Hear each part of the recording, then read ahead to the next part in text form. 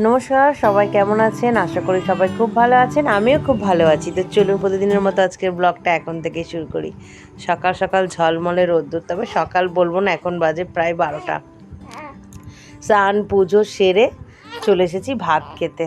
আজকে সকালে রান্না করেছিলাম আমি। সকালে রান্নায় বানিয়েছি একটু গিমে শাক ভাজা, পেঁয়াজ ভেজে মাখানো হয়েছে তার সাথে মাছ ভেজেছি, সেটা শুধুমাত্র আমার জন্য। আর এদিকে বানিয়েছি ডিমের ঝাল, আর তার সাথে একটু হালকা করে টকের ডাল, মসুর ডাল দিয়ে টক দিয়ে বানিয়েছি, মানে কাঁচা আম দিয়ে। এতটাই অতিরিক্ত গরম যে এখন যেন কিছুই খেতে ভালো মন্দ ভালো লাগছে না, সেই কারণে। আর আজকে যেহেতু মা চলে যাবে বাড়ি, তার জন্য ডিমের তরকারি বানিয়েছি, যেটা দুবেলা হয়ে যাবে আমাদের।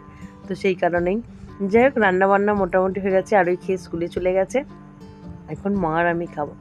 খেতে বসার মাত্রই বাবু ওদিকে উঠে গেছে। মা আগে খাবে, তারপরে আমি পরে খাবো। এখন আমি বাবুর কাছে গিয়ে বসছি। যাই হোক, একটা প্রশ্নের উত্তর আজকে আমি আপনাদেরকে দেব। অনেকেই কমেন্ট করেছেন যে আমার বাবুর নাম কি দিয়েছি।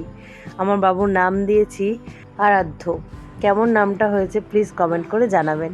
আরোহী আর আরাধ্য।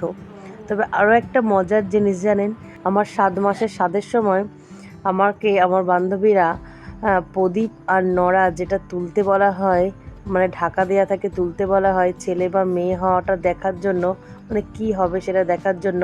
তো সেটাতে আমি কিন্তু প্রদীপ তুলেছিলাম, মানে ঢাকাটা তুলতে প্রদীপ বেরিয়েছিল। যাই হোক, তাও কিন্তু আমার ছেলে হয়েছে। যাই হোক, এই বিষয়টা অনেকের সাথেই হয়, অনেকেই করে এটা। তো মজার জিনিস, একটা মজার করেই করা হয়, তবু এটা একটা সিওরিটি জানার জন্য। তো আমার ক্ষেত্রে সেটা মজাই হয়ে গিয়েছিল, সত্যিটা হয়নি। তবে অনেকেরই কিন্তু পায়েস দিয়েও পরীক্ষা করা হয়, আমার ক্ষেত্রেও তাই হয়েছিল। পায়েস দিয়েও পরীক্ষা করা ছিল, পায়েসের বেলাটাও কিন্তু পায়েসটা ফাটেনি। তখন কিন্তু সবাই বলেছিল যে আমার ছেলে হবে। আবার তার পরের মুহূর্তে যখন এই বিষয়টা করা হলো, তখন আমি যখন আবার প্রদীপ তুলি, তখন কিন্তু সবাই বলেছিল আমার মেয়ে হবে। তো এটা একটা মজারই বিষয়, সত্যি কথা বলতে। অনেকেই এটা করে, আবার অনেকের সাথে এটা মিলেও যায়। অনেকে নোড়া তোলে, তখন তার ছেলেও হয়। অনেকে প্রদীপ তোলে, মেয়েও হয়। অনেকের পায়েস না ফেটেও তার মেয়ে হয়। তো নানান লোক নানান রকমভাবে এটা করে বা বিশ্বাসও করে। তবে আমার ক্ষেত্রে মজাই হয়ে গিয়েছিল। তো আমি কিন্তু অত ভেবে চিন্তে তুলিনি। ওরা যখন বলেছিল, আমি তুলতেই চাইনি। তারপরে নিজে থেকে, মানে জোর করেই অ্যাকচুয়ালি তুলে দেখিয়েছিলাম। তো তখন মেয়ে হওয়ারই, মানে প্রদীপটা তুলেছিলাম, তাই সবাই বলেছিল মেয়ে হবে। যাই হোক, এরকম একটা বিষয় সবাই খেলার ছলে করেছিল। তো আমার সাথে কি হয়েছিল সেটা তো আমি আপনাদেরকে বললাম, বা আপনারাও দেখছেন বা দেখলেন। তো আপনাদের সাথে কি হয়েছিল, বা এরকম কারোর সাথে হয়েছে কি না, যেটা তুলেছে সেটাই হয়েছে, এরকম যদি হয় প্লিজ আমাকে কমেন্ট করে জানাবেন। বিষয়টা বেশ ইন্টারেস্টিং।